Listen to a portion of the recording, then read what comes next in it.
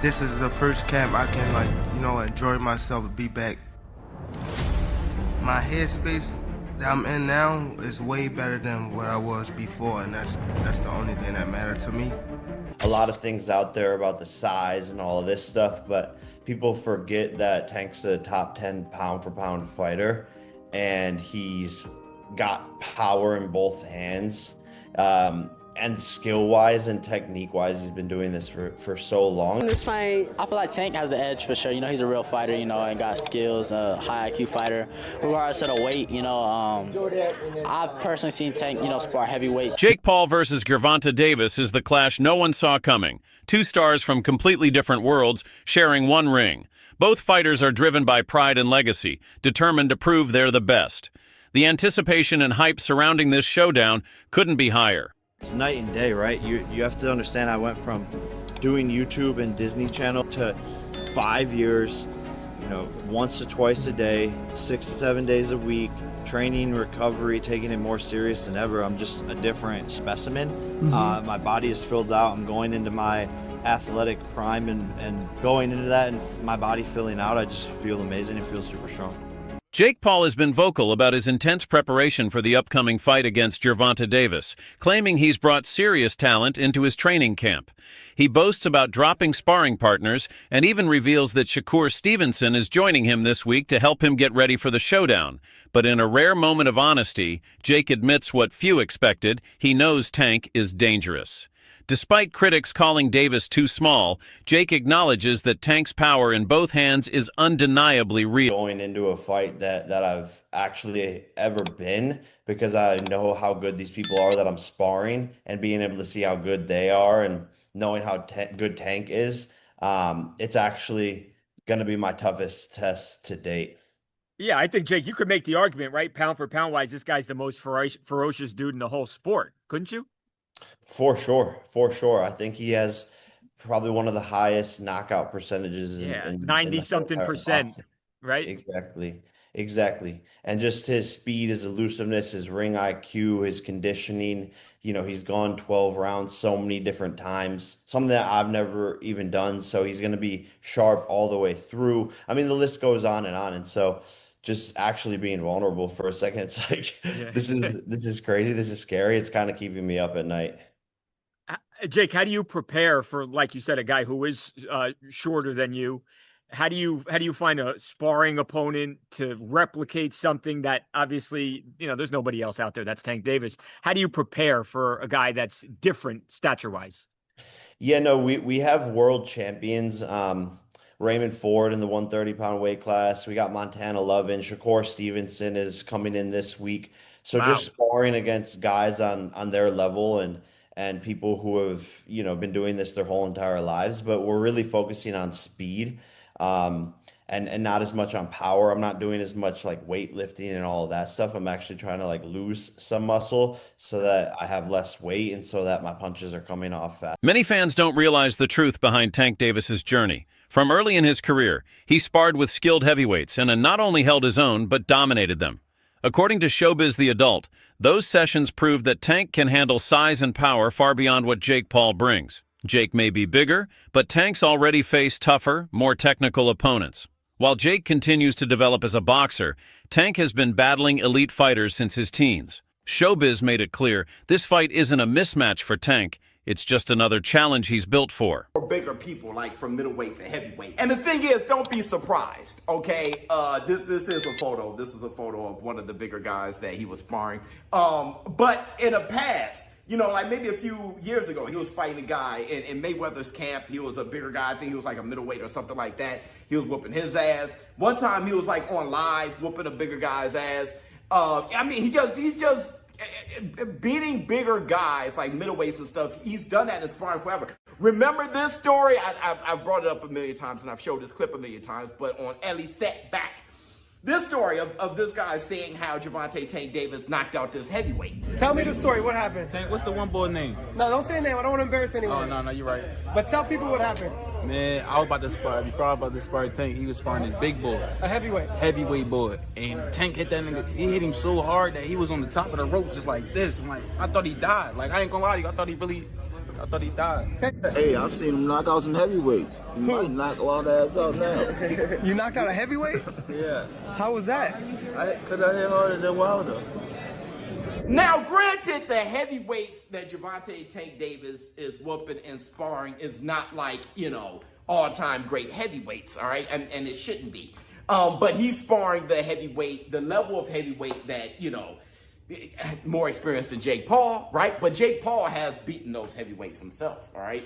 I'm thinking that is the caliber of heavyweight that Gervonta Tank Davis is sparring, but he's whooping their asses. And that's a good thing. Honestly, I feel with Jake Paul sparring Raymond Ford, to me, it looked like Raymond Ford got the best of him. It looked like Jake Paul was a little exhausted, and it looked like Raymond Ford wasn't. It looked like Jake Paul was a little disappointed in his performance, and Raymond Ford was trying to give him a pick-me-up. Like, you know, just kind of letting him out. No, like, you know, we do this and do that. It just looked like Raymond Ford was in a confident, secure place, more dominant place, the more alpha out the two in the ring, and that's Raymond Ford. That ain't Gervonta Davis. You know, I love Raymond Ford. I have him on my fighters list.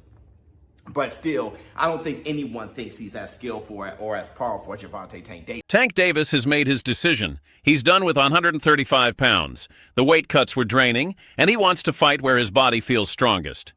Now committed to 140, Tank says the move reflects his growth and focus on bigger challenges, including Jake Paul. After this fight, he plans to stay at super lightweight, aiming to dominate the division. While some think the higher weight favors Jake, Tank believes it's his ideal zone.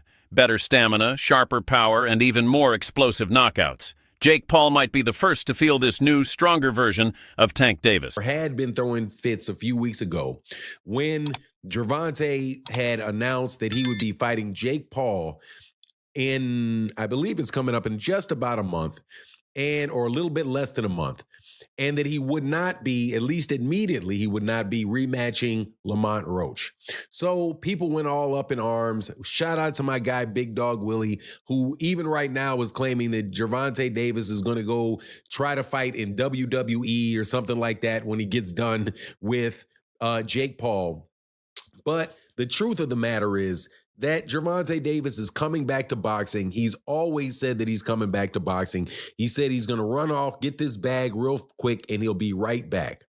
Well, as you see, the 135-pound WBA, the WBA, where he holds his 135-pound championship, has not stripped him. They said that they were going to look into it if he had not rematched Lamont Roach, but nothing ever really came of that. So as of right now, he still has his 135-pound title, but I'm telling you, the way that things are panning out, I don't think he's going to go back down to the 135-pound division. I think he's going to go to the 140-pound division where really and truly all the smoke is there. Add to it the fact that when he fights Jake Paul, he's going to be fighting Jake Paul at a higher weight than he would necessarily be fighting guys at 135 pounds. You're probably not going to see him drain down for the fight. I don't think he's going to bulk up at all. But usually when guys play with their weight and they go up and allow themselves to fight at a higher weight or fight people at a higher weight. Gervonta Tank Davis has officially decided to leave 135 pounds behind. The constant weight cuts were taking too much out of him, and he's ready to fight where he feels strongest, at 140. Tank says this move isn't just physical, it's a sign of maturity and readiness for bigger challenges, starting with Jake Paul. After their fight, he plans to stay at super lightweight and dominate the division. While many think the extra weight benefits Jake, Tank insists this is his perfect zone. More stamina, more strength, and even deadlier knockout power. Jake Paul might be the first to experience this evolved version of Tank Davis. Tank versus Jake Paul. I feel like it's going to be a good fight, entertaining. It's an exhibition, so we're going to see how serious they really take it. But I don't know, they both getting a lot of money, so, congrats to them. What if you had it, who has the edge in this fight? I feel like Tank has the edge for sure. He's a real fighter, and got skills, high IQ fighter. Regardless of the weight, I've personally seen Tank, spar heavyweights, and even me, I spar heavyweights, so the weight's not really too much, for a lot of great fighters, so I feel like Tank gonna get it for sure. Do you think he kind of be like an advantage because he's like small and like fast? Like someone said that. I'm like, I didn't think about that actually. Yeah, possibly. You know, he gonna see a lot of Jake Paul's punches coming. You know, he can be able to evade them and then set him up for a big counter. Wait, but do you think this is going to be different than the other Jake Paul fights we've seen, like against Mike Tyson and Julio Cesar Chavez? I know a lot of people weren't the happiest with that, but I feel like Tank's going to give him like a different fight. Do you think so? I think so. We'll see how he adapts to, because a lot of people think it's hard, you know, for a small guy to be fighting a bigger guy, but it's also hard for a big guy to be fighting a smaller guy. It's a small target, you know, they're very fast, so we'll have to see how he adapts to it. Wait, and is Floyd Mayweather versus Mike Tyson really happening? Yeah, that's happening. No, it's not. Yeah. Wait, is there a date already, or like what's going on? I don't think there's a date yet, but it's definitely an official fight and it's happening. So what do you got to say about that? Like, what's going on? It's gonna be a great show. You know, Floyd's gonna do his thing. You know, hopefully I'm on the undercard so I can put on a great show as well. No, really? You guys already talked about that? Not yet, no, but we'll have to see. Yeah, for sure. And are you gonna fight again this year? Like, what's next with you, Carmel? I don't know. At the moment, we haven't heard nothing. We're just waiting, you know, staying patient, you know, staying ready. But I should be back at least one more time before the end of the year. Thanks for watching Ring Pulse. Hit that like button, smash the subscribe, and stay tuned for more hard-hitting boxing action.